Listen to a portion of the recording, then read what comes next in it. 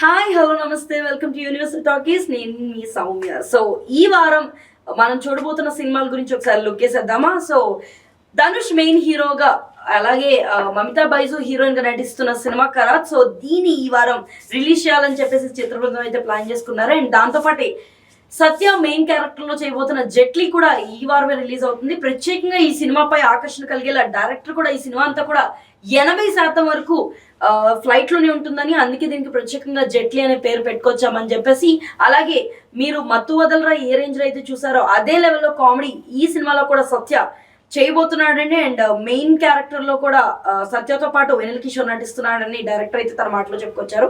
అలాగే ఈ week release అవుతున్న ఇంకో సినిమా గాయపడ్డ సింహం.